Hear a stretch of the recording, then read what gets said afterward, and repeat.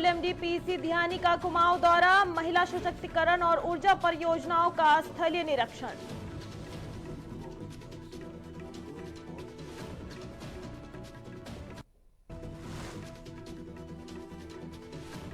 उत्तरकाशी में जंगल की आग, विराल रूप में गंगा और यमुना घाटी प्रभावित, धुएं का गुंबार फैला।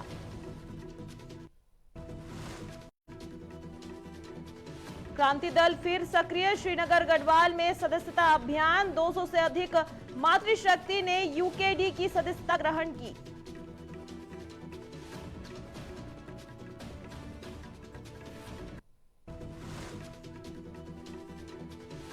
उत्तराखंड में यूथ कांग्रेस ने शुरू किया मैं भी अंकिता अभियान, प्रदेश भर में गांव-गांव और कॉलेजों तक न्याय की मांग पहुंचाई जाएगी।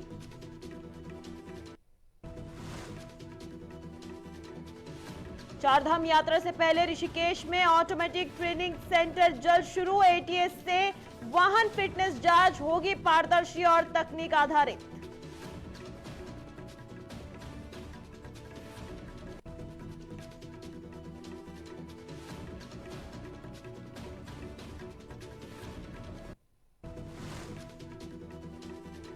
नमस्कार, आप देख रहे हैं न्यूज टीवी इंडिया और मैं आपके साथ श्रेयोशी। चलिए खबरों की शुरुआत करते हैं आज की बड़ी खबर के साथ। उत्तराखंड में मौसम में बड़ा बदलाव देखने को मिला है। बता दें 2 दिन बाद संभावित बारिश यानी कि 19 और 20 जनवरी को मौसम शुष्क रहेगा। बता दें सूरज खिला रहेगा। वहीं 31 जनवरी से पर्वतीय जिलों में हल्की बारिश और बर्फबारी की संभावना जताई जा रही है। बता दें उत्तरकाशी, रुद्रप्रयाग, बागेश्वर, चमोली और पिथौरागढ़ में मौसम के बदलाव की चेतावनी। मैदानी इलाकों में कोहरे के कारण तापमान में गिरावट का अनुमान। वाहन चालकों को और यात्रियों को मौसम बदलते स्थिति के लिए सतर्क रहने की सलाह दी गई है। वहीं पर्वतीय क्षेत्र में हल्की बारिश से सड़कें फिसलन और धीमी आवाजाही का खतरा बढ़ सकता है। बता दें मौसम विभाग केंद्र में जनता को 24 जनवरी तक सतर्क रहने की हिदायत दी गई है।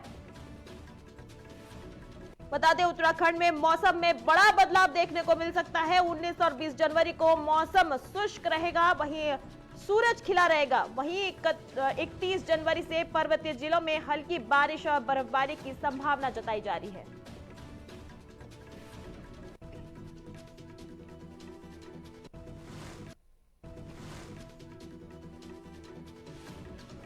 उत्तराखंड में मौसम में बड़ा बदलाव देखने को मिल सकता है। 2 दिन बाद संभावित बारिश हो सकती है।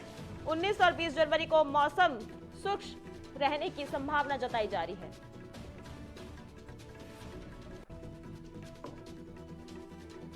इस दौरान मौसम विभाग लगातार अलर्ट जारी कर रहा है। वाहन चालकों और यात्रियों को मौसम की बदलती स्थिति के लिए सतर्क रहने की सलाह दी गई है।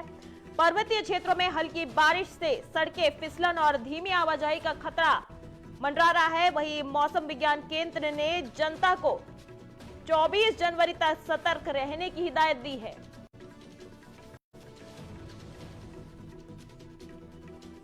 बड़ी खबर हम आपको दिखा रहे हैं कि उत्तराखंड में मौसम में बड़ा बदलाव देखने को मिल सकता है। 19 और 20 जनवरी को मौसम शुष्क रहेगा, सूरज खिला रहेगा। वहीं 31 जनवरी को 21 जनवरी से पर्वतीय जिलों में हल्की बारिश और बर्फबारी की संभावना जताई जा रही है। उत्तरकाशी, रुद्रप्रयाग, बागेश्वर, चमोली और पिथौरागढ़ में मौसम के बदलाव की चेतावनी दी जा रही है। वहीं मैदानी इलाकों में भी कोहरे के कारण तापमान में गिरावट का अनुमान लगाया जा रहा है। इस दौरान वाहन चालकों और यात्रियों को मौसम की बदलती स्थिति के लिए सतर्क रहने की सलाह दी जा रही है।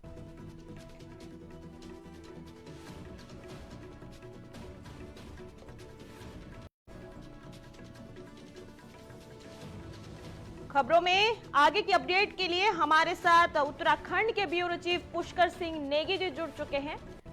उनसे हम बदलते मौसम को लेकर आगे की अपडेट लेंगे।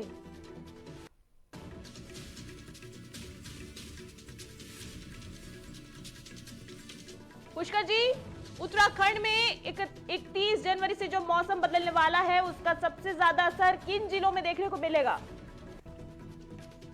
तो यूरोपी जिस तरह से आपने कहा कि मौसम जो है उत्तराखंड में जो है लगातार जो है मौसम विज्ञान जो है अपनी भविष्यवाणी कर रहा है, लेकिन लगता है कि 2026 में जो जिस तरह से जो बारिश का जो अभी तक एक भी किसी भी जिले में, चाहे वो पर्वतीय जिले हों या मैदानी जिले हों, या बारिश का नहीं देखने को ना। हाँ, हालांकि जो है 21 से लेकर और 23 तारीख तक का जो मौसम विभाग ने जो अलर्ट जारी किया है कि पर्वतीय इलाके हैं, चाहे वो चमोली हो, रुद्रप्रयाग हो, उत्तरकाशी हो, टिहरी हो, चंपावत हो, बागेश्वर हो, अल्मोड़ा हो, यहाँ पे मौसम बदलेगा। हालांकि अगर ऊंचाई वाले क्षेत्रों की अगर बात करूं तो ऊंचाई वाले क्षेत्रों में जो है शीतलहर से जो है जो हमारे मैदानी जिले हैं यहाँ पे ठिठुरन पैदा हो गई है। और सुबह जो है 11 बजे तक जो है धुंध छाई हुई, यानी कोहरा छाया हुआ है। और जो हमारे जो यात्री हैं या जो ट्रेनें हैं या जो हेलीकॉप्टर्स हैं या जो हमारे जो आवाजाही करते हैं, उनको जो है बड़ी दिक्कतों का सामना जो है कोहरे से करना पड़ रहा है। लेकिन मौसम विभाग का जो अलर्ट है वो 21 से 23 जनवरी तक के लिए है। हालांकि किस तरह का मौसम रहेगा ये आने वाले समय में पता चलेगा। अगर मैं पहाड़ी जनपदों की अगर बात करूं तो पहाड़ी जनपदों में जो जिस तरह से स्कूलों का भी जो टाइम जो है चेंज हो गया है। उसके बाद अगर मैदानी जिलों की अगर बात, चाहे उधम सिंह नगर हो, नैनीताल हो, हरिद्वार हो, यहाँ पे जो है 1 से लेकर जो है कक्षा 12 तक के बच्चों की जो छुट्टियां जो है जिलाधिकारी ने घोषित की। हालांकि मौसम सुबह और शाम के समय में जो है ठिठुरन सी पैदा हो रही, शीतलहर चल रही है। लेकिन दिन में जब तक धूप चली जा रही तो कहीं ना कहीं दिन में तापमान में बढ़ोतरी जरूर हो रही है। लेकिन अगर मैं जनपद चमोली की बात करूँ तो यहाँ पे सबसे अधिक -डिग्री में जो है इस समय जो है चमोली जनपद का जो तापमान है वो सुबह और शाम देखने को मिला है। ठीक वही हाल जो है रुद्रप्रयाग के हैं, जो पहाड़ी जनपद है, यहाँ पे जरूर जो है ठिठुरन सी पैदा है। लेकिन मैदानी जिलों में कोहरा अधिक छाया हुआ है। इसको लेकर जो है यातायात में भी जो दिक्कतें जो सामने आ रही, तो कहीं ना कहीं मौसम विभाग का अलर्ट है। कितना असर करेगा ये 21 जनवरी से 23 जनवरी के बीच पता चलेगा। जरूर सी पर्वतीय इलाकों में संभावित बारिश और बर्फबारी को देखते हुए यात्रियों और वाहन चालकों को भी एक खास सावधानियां बरतनी चाहिए, ऐसा सलाह भी दिया गया है। वहीं मैदानी इलाके में कोहरा और तापमान में गिरावट को लेकर भी आम लोगों को सतर्क किया गया है। इस पर क्या कुछ अपडेट है पुष्कर जी? बिल्कुल बिल्कुल, देखिए आपने सही कहा कि सब मौसम विभाग जब अलर्ट करता है उसके बाद जो है हमारे जो आपदा प्रबंधन की टीमें हैं या जिला अधिकारी हैं या पुलिस प्रशासन है, ये अलर्ट मोड में रहती हैं। हालांकि जिस तरह से यातायात को लेकर आपने बात करी कि जब आप, क्योंकि शीतकालीन यात्रा भी इस समय जो है चल रही है, चाहे वो गंगोत्री हो या यमुनोत्री हो या आपका ओंकारेश्वर रुद्रप्रयाग वाला इलाका हो या चमोली जो पांडुकेश्वर हो गया, जोशीमठ हो गया, यहाँ पे जो है सड़कों में सबसे बड़ी दिक्कत यारूशी जो है सड़क में पाला जब जम जाता है तो यातायात के व्यवस्था को लेकर जो है, चाहे वो पीडब्ल्यूडी हो, पीएमजेएसवाई हो या स्थानीय प्रशासन हो, मिट्टी डाल के जो काई जो जम जाती है या बर्फ का जो सिले जो जम जाते हैं, जो पाला जम जाता है, इसको लेकर जो प्रशासन बदलते काम करता है। हालांकि जिस तरह से आपने भी कहा कि जिस तरह से लगातार जो है शीतलहर जो है इस समय पूरे उत्तर भारत में देखने को मिल रही है, तो कहीं ना कहीं आरसी यातायात को लेकर भी जो है सावधानी बरतने के निर्देश जो है जिलाधिकारी ने भी दिया, पुलिस प्रशासन और परिवहन विभाग के अधिकारियों ने भी दिए हैं। आरुषि, बहुत बहुत धन्यवाद पुष्कर जी। चलिए, मौसम में बदलाव देखने को मिल सकता है। वहीं उत्तराखंड में 19 और 20 जनवरी को मौसम शुष्क रहने की सलाह दी गई है और सतर्कता बरतने की सलाह दी गई है।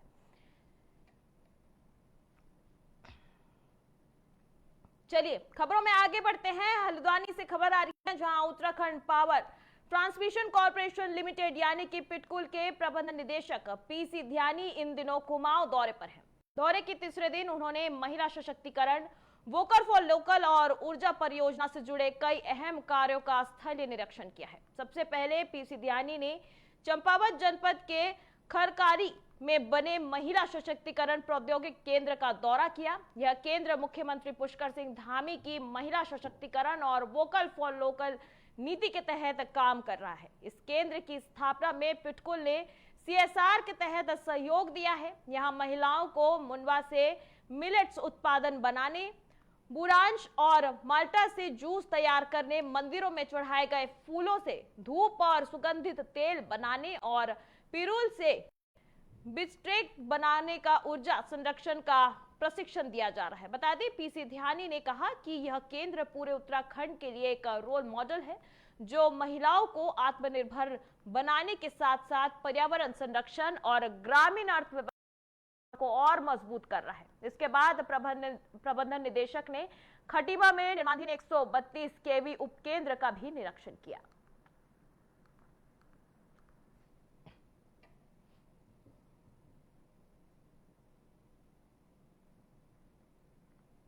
चलिए, रुक करते अगली खबर की ओर। अगली खबर उत्तरकाशी से आ रही है, जहां उत्तरकाशी में इन दिनों जंगल की आग ने विराट रूप ले लिया है। गंगा घाटी से लेकर यमुना घाटी तक जंगलों में आग लगातार फैलती जा रही है। जिला मुख्यालय से महज कुछ ही दूरी पर धिरासू बैंड के सामने और यमुना नेत्री हाईवे पर फेडी के पास जंगल की आग बेकाबू हो चुकी थी। आग के कारण चारों तरफ धुआं और गुबार छाया हुआ था। वहीं जंगलों से उठता धुआं आसपास के इलाकों में फैल गया था, जिससे लोगों को भी परेशानी हो रही थी। इस आग की चपेट में आकर वन संपदा जलकर खाक हो गई। वहीं जंगली जानवरों की जीवन भी खतरे में देखने को मिली। वहीं उत्तरकाशी जिले के गंगा और यमुना घाटी क्षेत्र के लगभग सभी वन विभागों में जंगल की आग लगातार बढ़ती जा रही है, जिससे बेशकीमती लकड़ियों और वन्य जीवों को भारी नुकसान पहुंच रहा है। इधर स्थानीय लोग भी जंगल की आग को लेकर चिंतित नजर आए। उत्तरकाशी जनपद के गंगा घाटी हो या यमुना घाटी हो, जितने भी वन प्रभाग क्षेत्र हैं वहां पर जो है जंगलों की जो आग है वो लगातार बढ़ती जा रही है। और इसकी वजह से जो है वन्य जीव और जो हरे भरे जो बेशकीमती पेड़ हैं उनको भी भारी क्षति यहाँ पहुंच रही है। और जो मौसम की मार है वो इतनी जबरदस्त हो गई है कि अभी तक जो है उत्तरकाशी के ऊपरी हिस्सों में जो है बर्फबारी हो जानी चाहिए थी, निचले हिस्सों में बारिश हो जानी चाहिए थी। काश्तकार बड़े चिंतित हैं और इसके अलावा जो पर्यावरणविद हैं वो भी बड़ी चिंता जता रहे हैं कि अगर इसी तरह से मौसम रहता है तो कहीं ना कहीं जो है बड़ी दिक्कतें आने वाले समय में हो। रुक करते अगली खबर की ओर। अगली खबर श्रीनगर गढ़वाल से है, जहां उत्तराखंड क्रांति दल यानी कि यूकेडी एक बार फिर प्रदेश की राजनीति में सक्रिय होता नजर आ रहा है। बता दें, श्रीनगर गढ़वाल में यूकेडी ने जोरदार सदस्यता अभियान चलाया, जिसमें 200 से अधिक मातृशक्ति ने पार्टी की सदस्यता ग्रहण ली।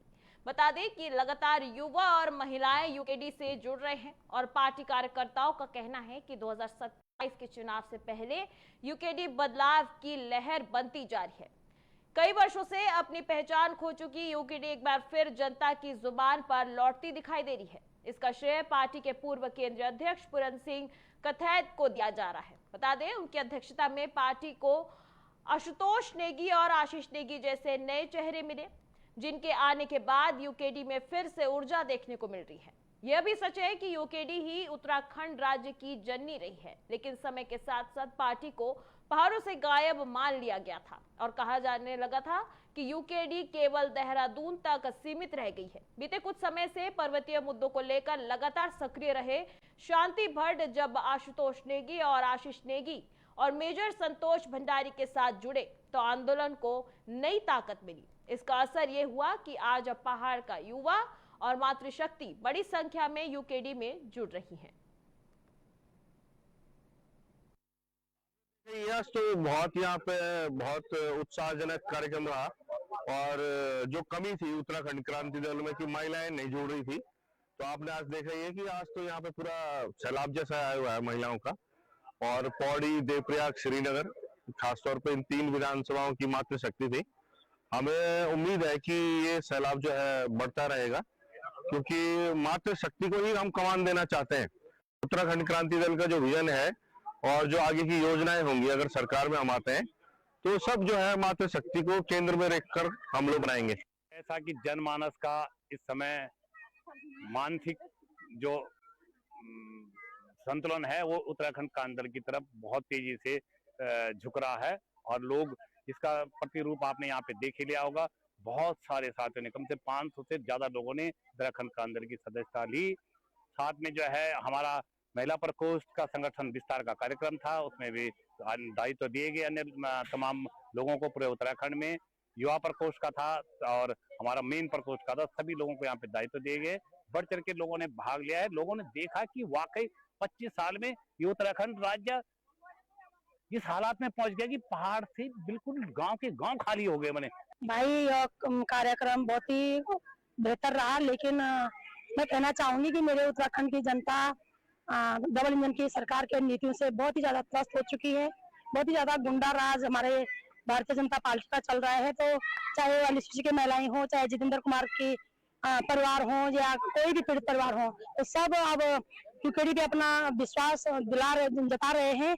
और साथ ही यूकेडी भी सबको भरोसा दिलाती है, यदि आप तन मन धन से यूकेडी के साथ खड़े होते हैं तो हम अपने उत्तराखंड के जल जंगल जमीन उनकी अस्मिता की रक्षा करने के लिए तन मन धन से अपना दायित्व निभाएंगे।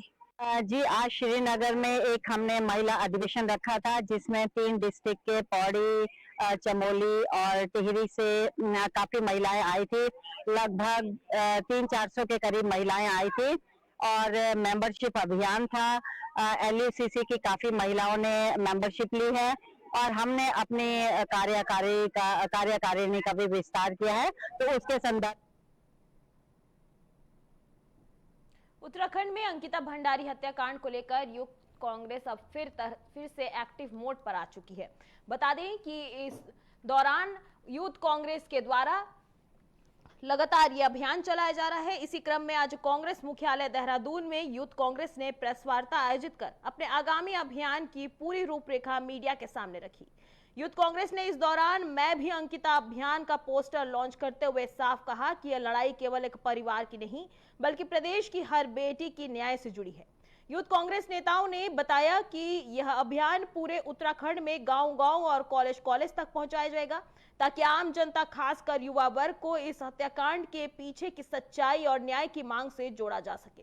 यूथ कांग्रेस का कहना है कि इस अभियान के तहत पहले चरण में प्रदेश के सभी जिलों में प्रेस वार्ता भी की जाएगी, जिसके माध्यम से अंकिता भंडारी हत्याकांड से जुड़े सवालों को जनता के सामने रखा जाएगा। जब तक अंकिता भंडारी हत्याकांड में शामिल VIP का नाम सार्वजनिक नहीं होता और पीड़िता को पूर्ण न्याय नहीं मिलता, तब तक यह अभियान लगातार जारी रहेगा।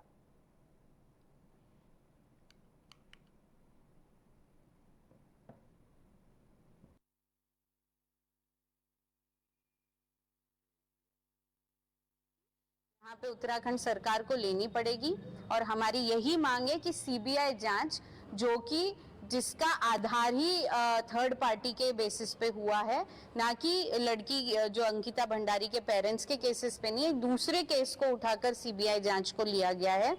और अगर 24 घंटे में अगर वंदारा रिसोर्ट का डेमोलिशन हो गया तो हमें 0% भरोसा है बीजेपी सरकार पे उत्तराखंड में कि वो इसे फेयर तरीके से CBI जांच को करेगी।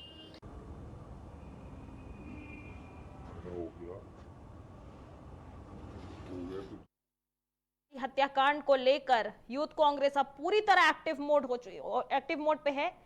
इस मामले को लेकर लगातार अभियान चलाया जा रहा है। वहीं इसी क्रम में कांग्रेस मुख्यालय देहरादून में यूथ कांग्रेस ने प्रेस वार्ता आयोजित की, जिसमें मैं भी अंकिता अभियान का पोस्टर लॉन्च किया गया है।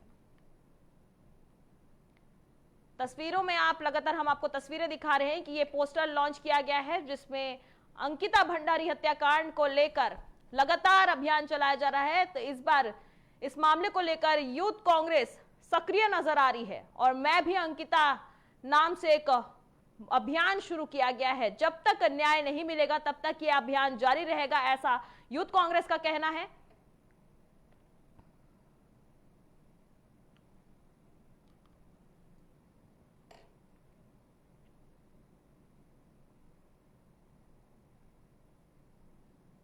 चलिए रुक करते अगली खबर की ओर। अगली खबर है ऋषिकेश से, जहां चार धाम यात्रा शुरू होने से पहले ऋषिकेश में वाहन चालकों और परिवहन से जुड़े लोगों के लिए एक बड़ी राहत की खबर सामने आई है।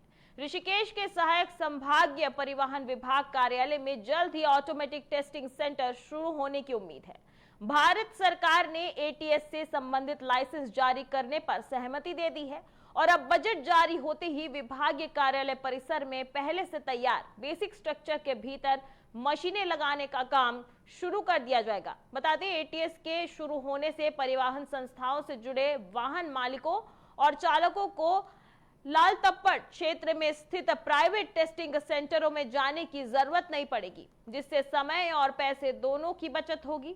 साथ ही प्राइवेट सेंटरों को लेकर मिल रही लगातार शिकायतों पर भी जल्द कार्रवाई होने की उम्मीद जताई जा रही है। विभाग का कहना है कि ऑटोमेटिक टेस्टिंग सेंटर शुरू होने के बाद वाहन फिटनेस जांच प्रक्रिया पूरी तरह से पारदर्शी और तकनीकी आधार पर होगी। वहीं इस संबंध में RTO प्रशासन सुनील सैनी ने ऋषिकेश के सहायक संभागीय परिवहन विभाग कार्यालय का निरीक्षण किया।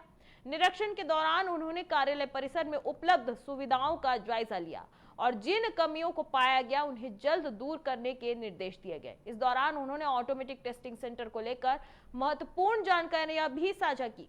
आरटीओ प्रशासन सुनील सैनी ने बताया कि ऋषिकेश के साथ साथ उत्तरकाशी में भी चारधाम यात्रा से पहले ऑटोमेटिक टेस्टिंग सेंटर शुरू किया जाएगा। साथ ही दोनों जगहों पर विभागीय कार्यालय में बेसिक स्ट्रक्चर पहले से ही तैयार है और इन संरचनाओं में मशीनें लगाने के लिए भारत सरकार ने लाइसेंस जारी करने पर भी सहमति दे दी है। अब जैसे ही बजट जारी होगा, मशीनों की स्थापना की प्रक्रिया शुरू कर दी जाएगी ताकि चारधाम यात्रा से पहले इन केंद्रों को चालू किया जा सके।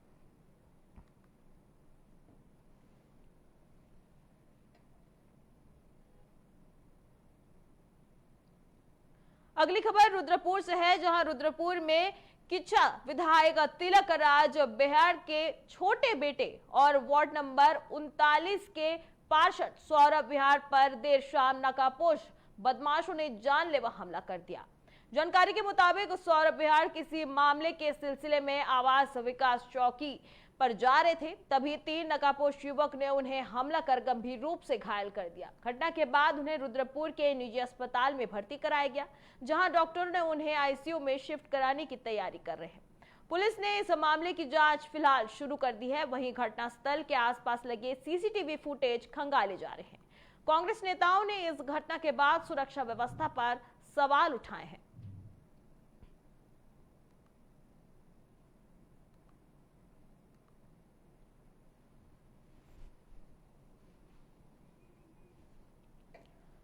अगली खबर है बेरीनाग से, जहां जन जन की सरकार जन जन के द्वार कार्यक्रम के तहत बेरीनाग के पाखू में शिविर का आयोजन किया गया। इस शिविर में दर्जा राज्य मंत्री हमराज बिष्ट और स्थानीय विधायक फकीर राम मौजूद रहे। वहीं जिलाधिकारी आशीष भटगाई की अध्यक्षता में आयोजित इस कार्यक्रम में शिविर में दूर दराज क्षेत्रों से आए ग्रामीणों में अपनी बिजली, पानी, सड़क और स्वास्थ्य जैसी विभिन्न समस्याओं को सीधे अधिकारियों के सामने रखा। शिविर में विभागों के स्टॉल भी लगाए गए, जहां लोगों को सरकारी योजनाओं और विभागीय कार्यक्रमों की जानकारी दी गई। ग्रामीणों ने जंगली जानवरों और बंदरों द्वारा किए जा रहे नुकसान की शिकायत भी अधिकारियों के समक्ष रखा। इस मौके पर दर्जा राज्य मंत्री हेमराज बिष्ट ने अधिकारियों और कर्मचारियों को निर्देश दिए कि जनता की समस्याओं को गंभीरता से लिया जाए और सरकार की योजनाओं को आमजन तक पहुंचाया जाए। वहीं शिविर में ब्लॉक प्रमुख बेरीनाग संगीता सहित अन्य स्थानीय अधिकारी भी, कर्मचारी भी उपस्थित रहे।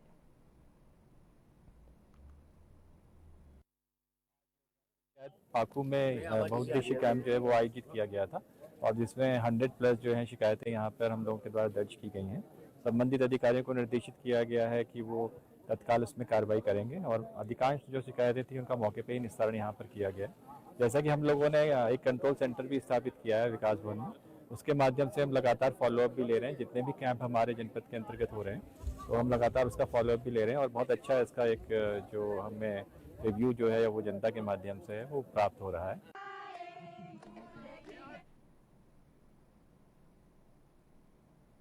पहाड़ों में लंबे समय से बारिश न होने के कारण दिन प्रतिदिन मुश्किलें बढ़ती जा रही है। एक और जहां खेती को व्यापक नुकसान हो रहा है, वहीं जंगलों में भी आग लगने का सिलसिला शुरू हो गया है।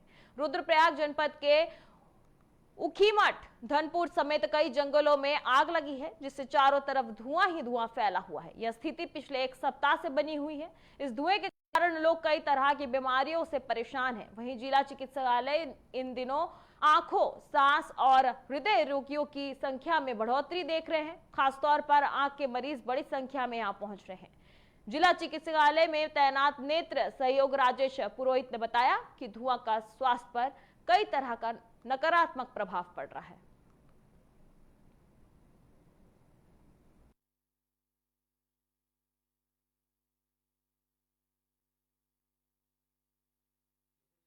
जो है सीजन की जो बारिश नहीं हुई है और उसके कारण पूरा जनजीवन अस्त व्यस्त होने लग गया है। उसका प्रभाव सीधे जनजीवन पर पड़ रहा है। आप जंगलों में देखिए तो जहाँ तहाँ आग भड़की हुई है और जो घना कोहरा जैसा है, विजिबिलिटी बिल्कुल कम हो गई है और धूप बिल्कुल हल्की सी धूप पहाड़ में आ रही है जहाँ चटक धूप होती थी। तो ये तमाम समस्याएं उत्पन्न हो रही है। लोगों में आँख, गले और उसकी जो बीमारियां, उससे संबंधित तमाम बीमारियां लोग ग्रसित हो रहे हैं उससे। आजकल ये धुएं के कारण आंखों की बहुत सारी समस्याएं बढ़ रही है। स्वास्थ्य के समस्याओं के साथ साथ आंखों में एक तो जलन होना, आंखों में चुभन होना, आंखों में लगातार पानी आना, ये समस्याएं लगातार बढ़ती जा रही हैं। यह मौसम हमारा लगातार पॉल्यूटेड होता जा रहा है, जिस कारण ये समस्याएं होती जा रही हैं। एक तो इन हवा में मौजूद जो छोटे छोटे कण हैं वो हमारी एक कॉर्निया और कंजक्टिवा पे चिपक जाते हैं, जिस वजह से ये समस्याएं बहुत तीव्र रूप में बढ़ जाती हैं। एक तो इसमें हमें ये करना है कि आंखों को बार बार मलना और रगड़ना नहीं है, आंखों को साफ पानी से धोना है, और जब भी बाहर निकले एक तो डार्क ग्लासेज और सन ग्लासेज का यूज़ करना है।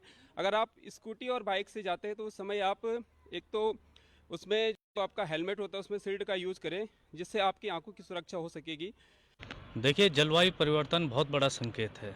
कहीं ना कहीं मुझे लगता है जो पहाड़ों में जलवायु जो परिवर्तन है उससे बहुत गंभीर समस्याएं भी यहाँ पे उत्पन्न हो रही हैं। चाहे आप कृषि के क्षेत्र में देख लीजिए, चाहे आप पर्यटन के क्षेत्र में देख लीजिए। आजकल देखिए, आजकल कृषि में लोगों ने कृषि बो रखी है, लेकिन बारिश न होने के चक्कर में वो कृषि खराब हो रही है, लोगों की फसलें नहीं हो पा रही हैं और वन्य जीव असंतुलित हो रहे हैं। देखो, जो विगत 4-5 माह से बारिश न होना और चारों ओर धुंध फैल रखी है, जिससे कि कई दिक्कतें हो रही है। सांस लेने में बच्चों के लिए दिक्कत हो रही है। जो पर्यटक यहाँ पे आ रहे हैं वो यहाँ पे लुत्फ नहीं उठा पा रहे हैं यहाँ का। और विगत यही आगे भी यही स्थिति रही, बारिश का ना होना तो बड़ी महामारी फैल सकती है यहाँ पे, जो कि पर्यावरण इतना दूषित हो गया। यहाँ पे सांस लेने में बहुत दिक्कतें हो रही हैं, बच्चे बीमार हो रहे हैं, जुकाम बुखार जो लगातार चल रहे हैं इसी पर्यावरण को दूषित होने के कारण हो रहा है। और आगे भी यदि यही स्थिति रही तो भयंकर महामारी हो सकती है, जो कि शरीर के लिए बहुत खतरा हो सकता है।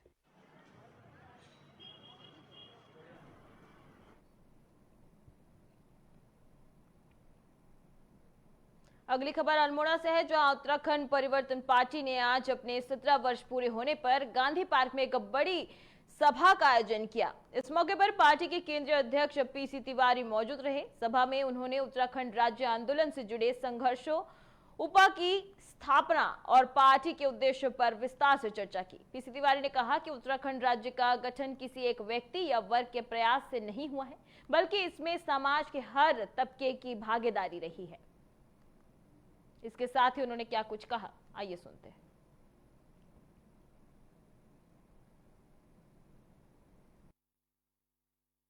17वां स्थापना दिवस है और पिछले 17 सालों में उत्तराखंड परिवर्तन पार्टी ने उत्तराखंड के लोगों की, मजदूरों की, किसानों की भूमाफ की लड़ाइयां लड़ी हैं और पूरा माफिया राज के खिलाफ संघर्ष किया है।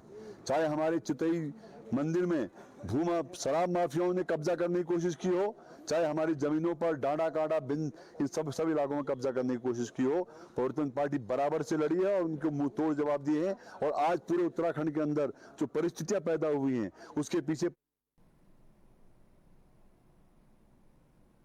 ऋषिकेश में इलेक्ट्रॉनिक बसों के संचालन से पहले ही विरोध की आवाजें तेज हो गई हैं। उत्तराखंड विक्रम ऑटो रिक्शा और ई रिक्शा महासंघ ने 24 जनवरी को शहर में एक बड़ी विरोध रैली निकालने की घोषणा कर दी है। इस रैली में लगभग 6,500 वाहनों में शामिल होने की बात कही जा रही है।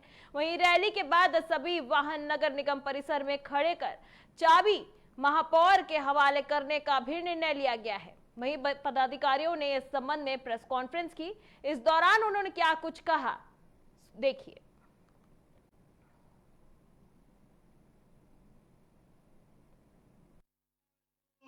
देखिए, ये पेट का मामला है और रोजी रोटी का मामला है।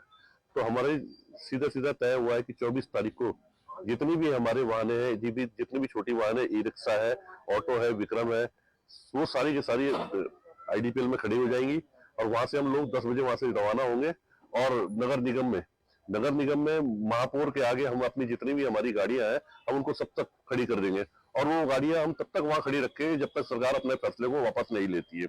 ये हमारी रोजी रोटी का प्रश्न है और साथ साथ ये प्रश्न है ऋषिकेश की अस्मिता का भी। और ऋषिकेश में एक किस्म से मैं समझता हूँ कि 4 धाम यात्रा का केंद्र है ऋषिकेश, और जब इतनी अफरा तफरी और जाम का माहौल ऋषिकेश के अंदर रहेगा तो क्या जो यहाँ।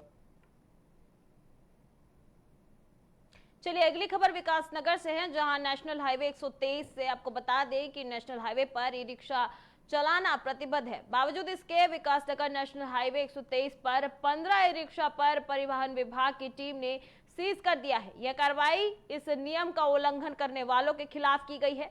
अधिकारियों का कहना है कि नेशनल हाईवे पर वाहनों की सुरक्षा और यातायात सुगमता को ध्यान में रखते हुए इस तरह की कार्रवाई आवश्यक है।